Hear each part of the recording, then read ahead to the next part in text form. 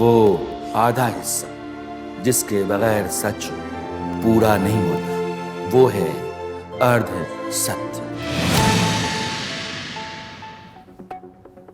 अर्ध सत्य में आपका एक बार फिर से स्वागत है और अब मैं वो बताने जा रहा हूँ, पाकिस्तान, बांग्लादेश, अफगानिस्तान से आकर के भारत में शरणार्थी के तौर पर रहने वाले लोग अगर नागरिकता लेना चाहते हैं तो उनको क्या करना होगा। नागरिकता संशोधन कानून यानी कि सीएए भारत में लागू हो चुका है। लोकसभा चुनाव के ठीक पहले मोदी सरकार ने अपनी एक और बड़ी गारंटी पूरी कर दी है, यह सरकार कह रही है। इस पर जोरदार तरीके से सियासत भी हो रही है। चुनावी माहौल में यह मुद्दा गर्माता जा रहा है, लेकिन एक सच्चाई ये भी है कि जिसे नज़रअंदाज करना शायद मुमकिन ना हो।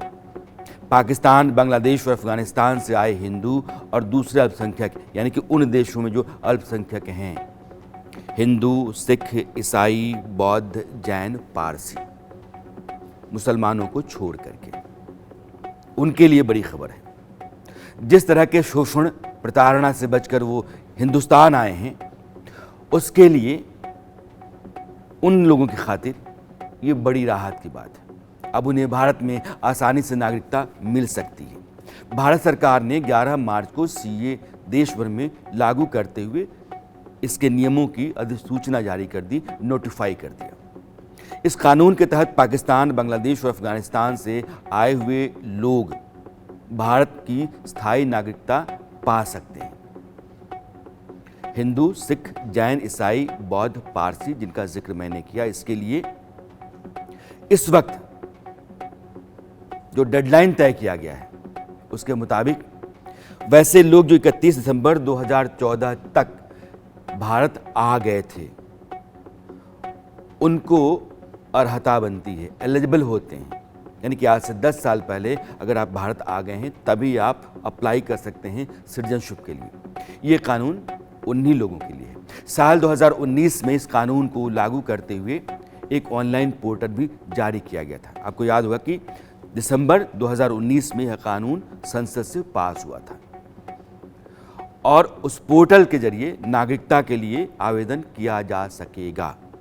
ऑनलाइन कुछ स्टेप्स फॉलो करने होंगे जो मैं आपको बताना चाहता हूँ, वैसे लोगों को जो भारत में नागरिकता हासिल करना चाहते हैं, शरणार्थी के तौर पर रह रहे हैं। एक पोर्टल है इंडियन सिटीजनशिप ऑनलाइन .nic.in। इस वेबसाइट पर आप जाइए, होम पेज पर सीए ऑप्शन आपको दिखाई पड़ेगा, क्लिक कीजिए। आगे एप्लीकेशन फॉर इंडियन सिटीजनशिप आएगा, उसको क्लिक कीजिए। इसके बाद लॉगिन पेज ओपन होगा। इसमें अपना मोबाइल नंबर, ईमेल एड्रेस डालिए और फिर कंटिन्यू पर क्लिक कीजिए। ये ज़रूरी है कि आप पूरी तैयारी के साथ फॉर्म भरना शुरू करें। किन दस्तावेजों की ज़रूरत पड़ने वाली है उसके बारे में आप जानिए। उसकी कॉपी, सॉफ्ट कॉपी भी अपने साथ रखिए ताकि आप अपलोड कर पाएं। एप्लीकेशन दायर करने के लिए आपके पास कौन कौन से दस्तावेज होने चाहिए, ये अब सुनिए। पाकिस्तान, अफगानिस्तान या बांग्लादेश यानी कि जिन देशों से आप आए हुए हैं, वहाँ के सरकारों के ज़रिए कोई पासपोर्ट जो जारी किया गया है उसकी कॉपी वो आपके पास हो, या FRRO यानी कि फॉरेनर्स रीजनल रजिस्ट्रेशन ऑफिसर या फॉरेनर्स रजिस्ट्रेशन ऑफिसर की तरफ से जारी किया गया रजिस्ट्रेशन सर्टिफिकेट या रेजिडेंशियल परमिट में से कोई हो। पाकिस्तान, अफगानिस्तान और बांग्लादेश के एडमिनिस्ट्रेशन की तरफ से जारी किया गया बर्थ सर्टिफिकेट अगर आपके पास है तो भी चलेगा। इन तीनों देशों के स्कूल, कॉलेज से एजुकेशन सर्टिफिकेट अगर मिला है तो भी काम करेगा। इन देशों की सरकारी एजेंसियों या सरकारों की तरफ से किसी तरह का पहचान पत्र अगर दिया गया है वह भी आपके काम आएगा। कोई भी सरकारी लाइसेंस या सर्टिफिकेट जो इन तीनों देशों में जारी किया गया हो, यानी कि आप उन देशों से ये आए हैं, इस बात को साबित करने के लिए आपके पास कोई सरकारी डॉक्यूमेंट होना चाहिए। ज़मीन, संपत्ति, किराया का जो कॉन्ट्रैक्ट होता है, इस तरह का कोई डॉक्यूमेंट है वो मान्य होगा। कोई भी ऐसा दस्तावेज जो दिखाता हो कि एप्लीकेंट के माँ बाप, दादा दादी या परदादा परदादी यानी कि आपके पुरखे पाकिस्तान, अफगानिस्तान और बांग्लादेश के नागरिक थे। कोई भी ऐसा सरकारी दस्तावेज जिससे आप ये साबित कर पाएं कि इन तीनों देशों में से कहीं एक के आप नागरिक हैं। नागरिकता के लिए आवेदन करने की एंट्री की डेट बहुत मायने रखती है। 31 दिसंबर 2014 से पहले भारत में आपने शरण ली है। ये मैं उन लोगों को कह रहा हूँ जो शरणार्थी हमारे देश में और वो गैर मुस्लिम है, बांग्लादेश, अफगानिस्तान, पाकिस्तान से आए हैं और 10 साल से अधिक वक्त से यहाँ रह रहे हैं। ये दिखाने के लिए उन लोगों के पास दस्तावेज़ों का होना ज़रूरी है। भारत आने पर जारी किए गए वीज़ा या इमिग्रेशन स्टाम्प, जैसे कुछ लोग पासपोर्ट पर आते हैं, वीज़ा के साथ आते हैं, रह जाते हैं, तो पासपोर्ट वीज़ा अगर आपके पास है तो जो FRRO है या FRO की तरफ से कोई रेजिडेंशियल परमिट या रेजिडेंशियल सर्टिफिकेट जारी किया गया है वो आपको दिखाना होगा। जनगणना विभाग की तरफ से जो स्लिप दी गई होगी वो दिखा सकते हैं आप। भारत में जारी किया गया राशन कार्ड, सरकार या अदालत की तरफ से दिया गया कोई दस्तावेज, कोई डॉक्यूमेंट, यानी कि आप भारत में 10 साल या उससे अधिक समय से रह रहे हैं, यह बात साबित करने के लिए ऑथेंटिक सर्टिफिकेट या डॉक्यूमेंट आपके पास होना चाहिए। भारत में बनाया गया बर्थ सर्टिफिकेट, जमीन, संपत्ति या किराए का कॉन्ट्रैक्ट, ये सब चलेगा। पैन कार्ड उसके जारी करने की तारीख से पता चल जाएगा, तो फिर वो 10 साल पहले से आप रह रहे हैं, आपको एलिजिबल बना देगा।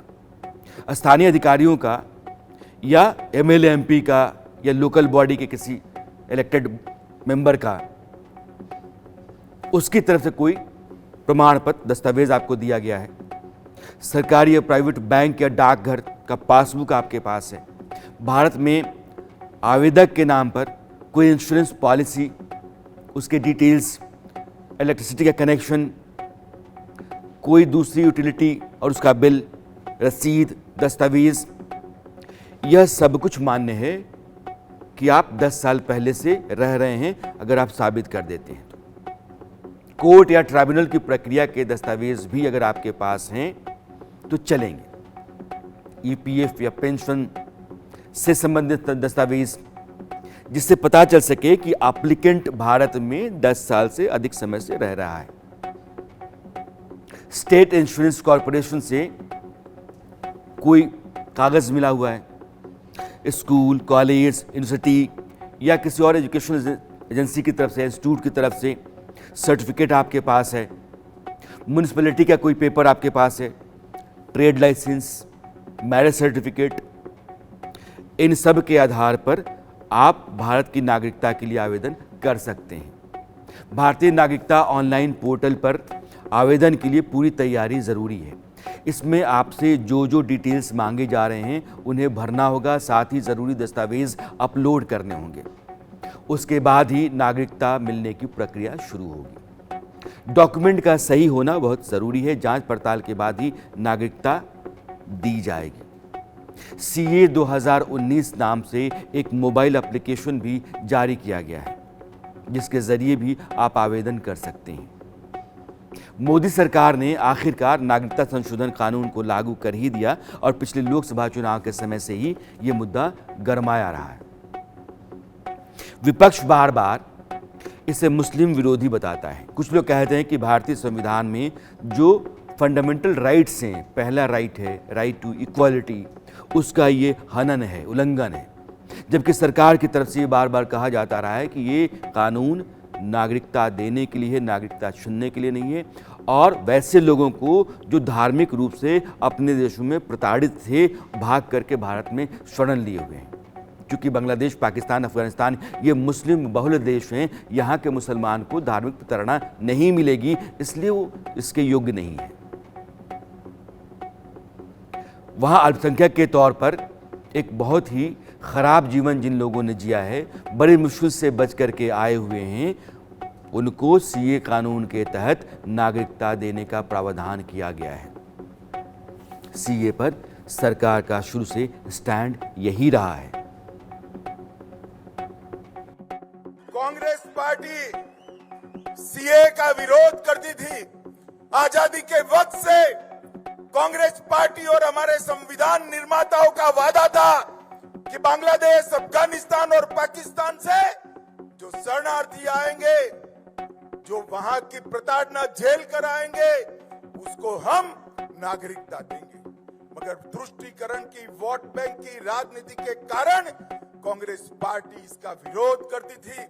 लाखों करोड़ों लोग पाकिस्तान से और बांग्लादेश से अपना धर्म बचाने के लिए, अपना सम्मान बचाने के लिए इस देश में आए।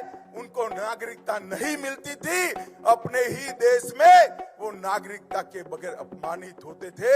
नरेंद्र मोदी जी ने हिंदू, बौद्ध, जैन, ये सारे सिख, ये सारे लोगों को नागरिकता देकर उनका सम्मान करने का काम नरेंद्र मोदी जी ने किया। भाई और बहनों, हमने इस शरणार्थियों को सम्मानजनक जीवन देने का काम किया है।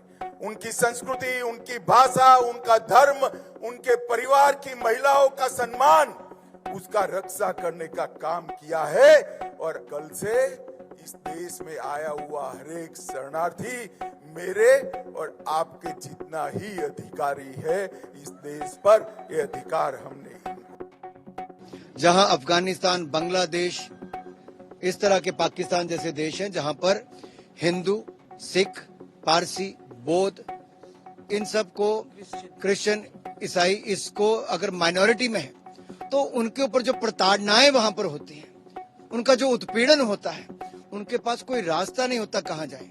तो भारत ने वो बड़ा दिल करके हिंदू, सिख, ईसाई, बौद्ध, पारसी, ऐसी माइनॉरिटीज के लिए, अल्पसंख्यकों के लिए जो इन साथ लगते पड़ोसी मुल्कों में है, अगर उनको उत्पीड़ित किया जाता है, प्रताड़ित किया जाता है, तो भारत में नागरिकता देने का कानून बनाया है।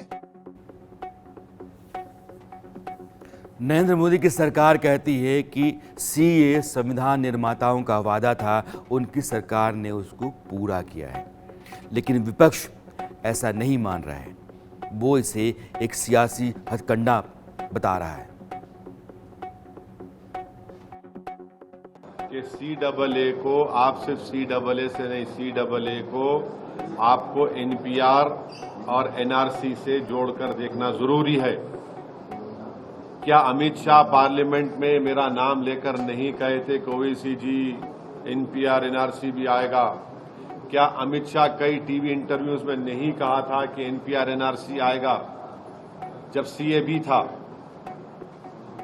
बाद में CAA वो एक्ट हो गया, वो जब CAB बिल था, जब उनका ऑन रिकॉर्ड इंटरव्यू है, पार्लियामेंट में उन्होंने कहा है। तो ये सब एक धुआं है और ये कोशिश कर रहे हैं कि असल इनका मकसद क्या है कि देश में NPR हो, NRC हो। 4 साल और 3 महीने लगे हैं ये रूल बनाने में। 4 साल, दिसंबर 2019 में ये कानून बना, ये बिल पास हुआ लोकसभा में, राज्यसभा में। 3 महीने के अंदर, 6 महीने के अंदर कानून बनने चाहिए, रूल बनने चाहिए। नो एक्सटेंशन मांगा सुप्रीम कोर्ट से मोदी सरकार ने, और 4 साल 3 महीने लगाए हैं। ये रूल्स कल रात को घोषित किए गए हैं। ये तो बिल्कुल पोलराइज करने के लिए है ना, सामाजिक ध्रुवीकरण के लिए है, पश्चिम बंगाल और असम के चुनाव को प्रभावित करने के लिए है। अगर वो ईमानदारी से ये करते तो ये पहले 2020 में क्यों नहीं लाए? ये राजनीति है।